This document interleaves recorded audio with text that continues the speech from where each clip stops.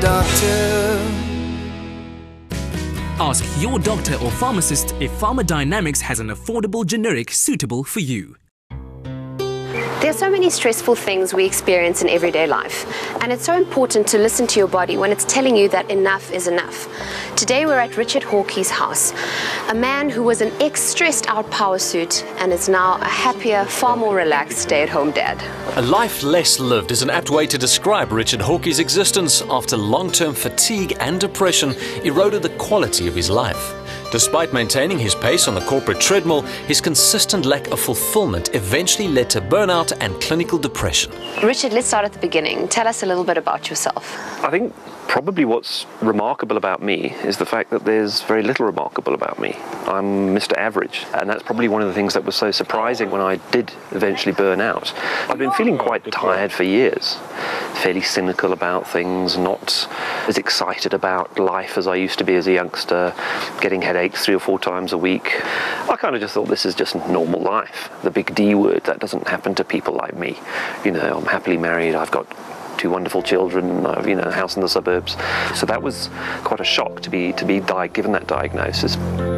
Burnout encompasses long-term exhaustion and diminished interest in life. Many health professionals are seeing an increase in the number of people battling this condition. When we're talking about burnout, psychologically speaking, you can imagine that your brain is like a car. That if you've been driving it and driving it and driving it, never resting it, and in fact pushing it beyond its capacity, it's going to break down. What happens is that initially the person would typically be a type A personality, so that would be your perfectionist, your time urgent, doesn't delegate. The first stage is a bit of an invisible stage. So what happens is the person is overworking, 12, 15-hour days, working on the weekends, never taking holidays, not looking after themselves with sleep or nutrition, that sort of thing. Then the stage which is more commonly known is when the person's no longer coping. So they have sleep symptoms, they can't fall asleep, they can't stay asleep, and mood symptoms, road rage, bursting into tears, that sort of thing, sometimes panic, definitely more anxiety and worry. And then thirdly, the cognitive functioning starts to become impaired, where you're not quite as on top of your game, your memory's not quite what it was. And then of course the physical wear and tear, the backaches, the stomach aches, the migraines, the neck issues, and all of that clustered together, those are your early warning systems of burnout. You've actually taken the stigma of depression and you've dispelled that myth to make people understand that it can actually affect anyone, and you need to be really aware of what the signs and symptoms are. I'm not proud of what happened to me, but I'm not ashamed of it either.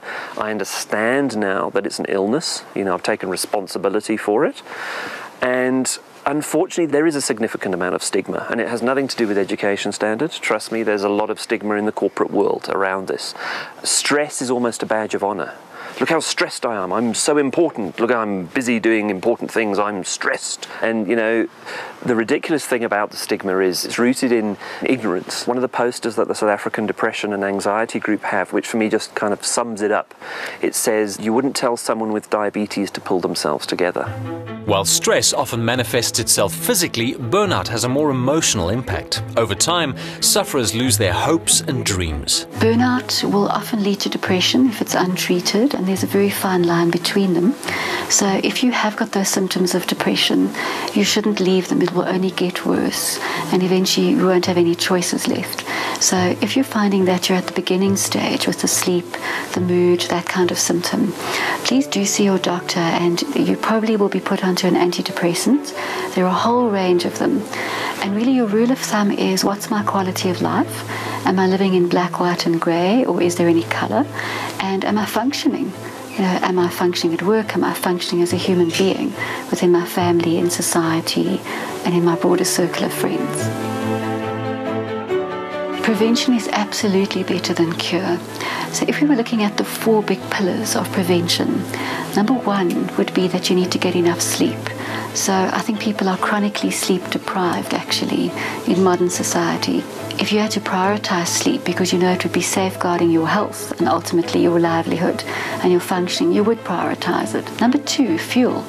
You need to have constant blood sugar to try and cope with all the demands. Number 3 would be exercise. So exercise helps with mood, it helps with blood flow through your brain, through your entire body, helps to release frustration, and then finally be happy. Now those are 2 short little words. What I mean by that would be have a support system, have places where you can vent, have people who can assist you, where practically, emotionally, spiritually. And then the other part would be having a positive mindset. That, for example, if you have a problem, if it can be fixed, there's no reason to be unhappy, you'd fix it. If it can't be fixed, there's no point in being unhappy either.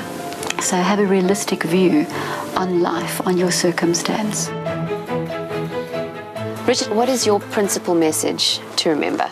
It's about just looking for that balance. Don't look for the magic solution. Magic solution is life. And it's about finding those things in your life that give you a sense of meaning and purpose and deep soulful happiness. And very often those are the things that don't cost any money, and they're the simple things. And I think it's about having a good relationship with ourselves first. A lot of it is really quite simple. It's not easy. You have to work at it. But it's work that's worthwhile doing.